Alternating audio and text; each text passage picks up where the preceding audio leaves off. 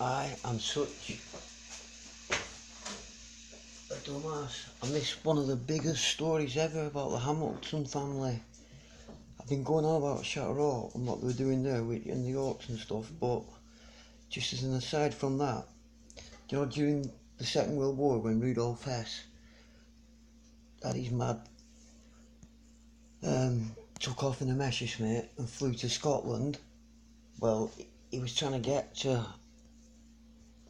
speak to Hamilton, Lord Hamilton. After the palace subsided in the 20s, they moved to this house. Oh, I've lost it. Oh, I've lost the name of the house. I had it all ready for you. But anyway, he had big links with him.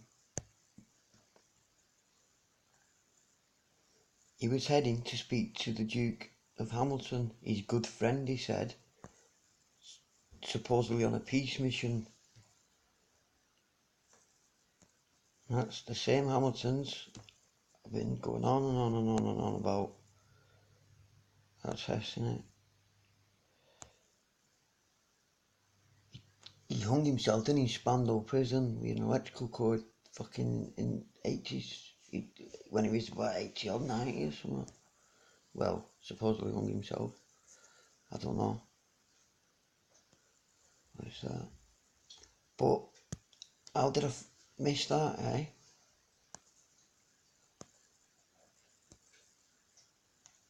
The Duke of Hamilton and Rudolf Hess.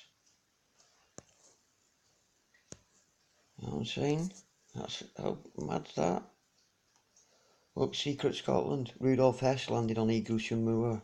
Remarkably, the above statement is possibly the only one that can be made about this event with any degree of certainty, given the misinformation which was doubtless circulated by the authorities at that time, and the subsequent speculation and conspiracy theories that blah blah blah.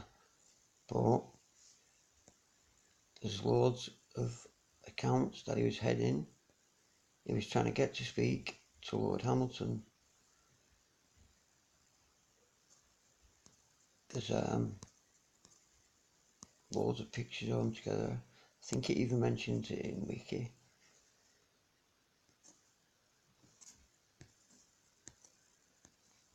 Got it lined up on here. And I was going on about the Sinclair family. Got sidetracked by them a bit, and they're going to come back into it. I was looking for links between them and the Hamiltons. I think they're on opposing sides. I don't know. I'm going to have to look into it deeper, but they was part of the same thing. There was something anyway. But the only story you can get about this is all from Hess's point of view, not why he was heading to see Hamilton.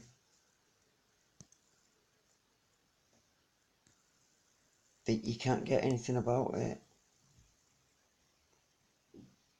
No?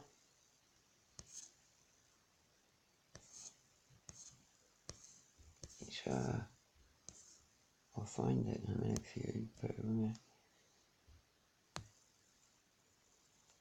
Look, 14th Duke of Hamilton.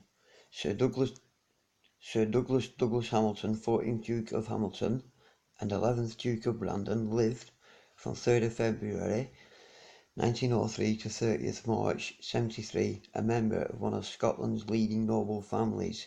He was also a pioneering aviator and was the man who Deputy German Führer Rudolf Hess flew to Scotland to try to negotiate with in May 1941.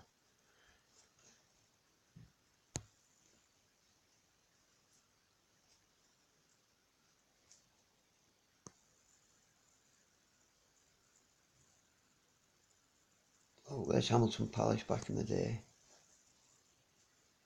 before he sold the mining rights underneath it. It was already said to be totally subsiding everywhere. You could roll coins and brooms and stuff. That doesn't surprise me all around here. The whole area is like that. There's coal mines everywhere. But it's a bit suspect though, innit? Got sold off for buttons and demolished. There's a nightclub there and that now.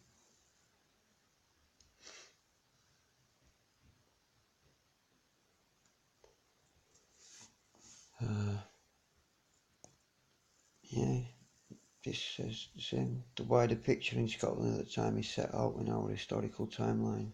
Hess flew to Scotland to try and negotiate in May 1941. Let's see if we can see any more about it on the historical timeline then.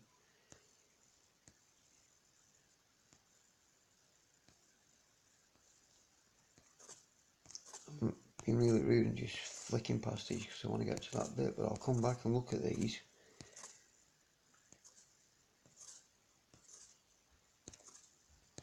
I want to get to that.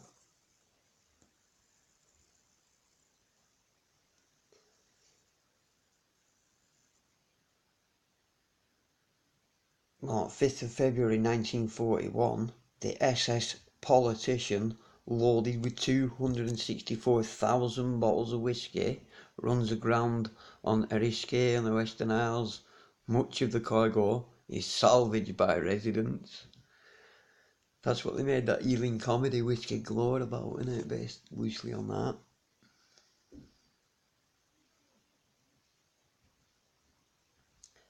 Over 2 nights, Clydeside is bombed by the Luftwaffe and over 500 civilians are killed and 48,000 made homeless. On 10th of May 1941, Deputy German Führer Rudolf Hess parachutes into Scotland, apparently intending to meet the 14th Duke of Hamilton. What have they got to say about him? Saying back where we started. Douglas became interested in flying at an early age and joined the Royal Auxiliary Air Force, becoming the youngest squadron leader of his day, commanding 602 City of Glasgow Squadron from 1927 to 1936.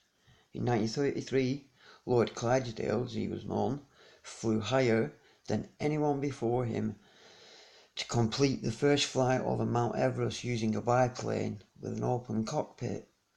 For this feat, he received the Air Force Cross in 1935, and in 1936 a book he had jointly written about the expedition, The Pilot's Book of Everest, was published.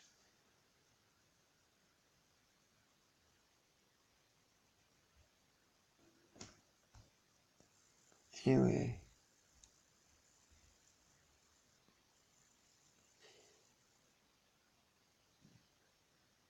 Douglas Hamilton had flown himself to Berlin to be part of the UK parliamentary group observing the Berlin Olympic Games. While there he met many of the leading Nazis of the day, including Hitler, and was given a conducted tour of key Luftwaffe bases by Hermann Goering. He did not meet Deputy German Führer Rudolf Hess on his visit, but did meet the man who became Hess's key foreign policy advisor, Albrecht Haushofer. Forgive me for butchering German or Austrian or sorry, whatever tongue that is. Undiscovered Scotland, this is under people. 14th Duke of Hamilton, the guy I've been looking all about. Anyway, it's just the way I don't feel so. If anyone's giving a shit anymore.